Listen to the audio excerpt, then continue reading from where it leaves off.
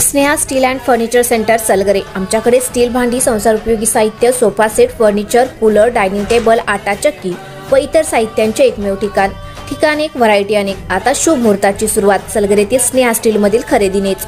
वाजवी दर, सजवा फर्निचरने तुमचे घर। सर्व साहित्यावर बजाज फायनान्सची खास सोय उपलब्ध। स्टील भांड्यांना 5 वर्षे गॅरंटी, तर फर्निचर साहित्यास किडवाळीपासून लाईफ टाइम वॉरंटी। खात्रीशीर खरेदीसाठी मिरज पूर्व भागातील एकमेव ठिकाण Sneha steel and furniture centre Salgare. आमचा पत्ता रवींद्र वस्त्रनिकेतन शेजारी सलगरे। संपर्क 90 96 25 91 38। प्रत्येक बातमीतील घटनेच्या वास्तविकतेची तुलना थेट पाहत रहा चांगली अपडेट। मिरज तालुक्यातील सलगरे या गावात माकडाने आजही आपला धुमाकूळ कायम ठेवला।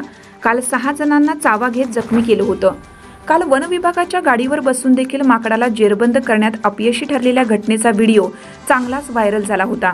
आज शनिवारी वन विभागाने पुन्हा एकदा सकाळी 11 वाजल्यापासून सुरू केलेली मोहीम सायंकाळी 6 पर्यंत राबवली, तरीही हे माकड हाती लागले नाही। वन विभागाच्या कामात हुल्लडबाजी करणाऱ्या तरुणांमुळे अडचणी येत होत्या, मात्र यासोबतच काही तरुणांनी जीवाची बाजी लावत माकडाला पकडण्याचा प्रयत्नही केला। यामध्येही अनेक जण जखमी झाले।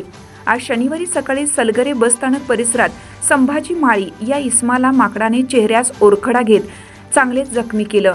यामुळे चेहऱ्यास मोठी जखम झाली असून यासह अन्य दोघांना या माकडाने आजही जखमी केल्याची घटना घडली। यावेळी सलगरे येथील युवकांनी पुढाकार घेत या मोहिमेत चांगल्या पद्धतीने हातभार लावला। या मोकाट माकडाच्या हल्ल्यात आतापर्यंत 9 जण जखमी झाले असून अद्याप हे माकड वन विभागाच्या हाती न आल्याने ग्रामस्थांमध्ये भीतीचे वातावरण पसरले। आज सायंकाळी हनुमान मंदिरा शेजारील एका 3 मजली इमारतीत खाली असलेल्या खाद्यपदार्थाच्या दुकानात हे माकड गेलं होतं। यावेळी बाहेरून सर्व दरवाजे बंद केले व यामध्ये राहत असलेले कुटुंबांनी आपल्या खोल्या बंद केल्या। मात्र चतुर माकडाने यावेळी 3 मजले चढून इमारतीच्या गच्चीवर जात पुन्हा एकदा चकवा दिला।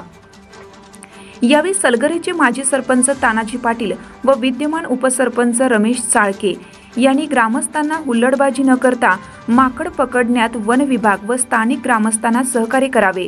कोणीही माकडास इजा पोहोचवण्याचा प्रयत्न करू नये किंवा जवळ जाऊन खाद्यपदार्थ देऊ नयेत असं आवाहन केलं।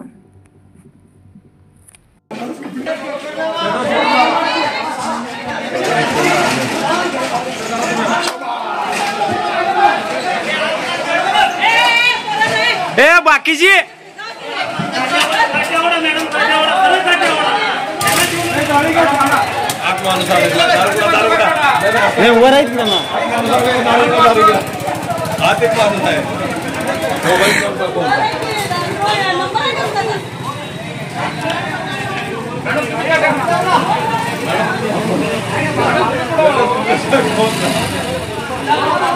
वर्ण बाहेर आलं।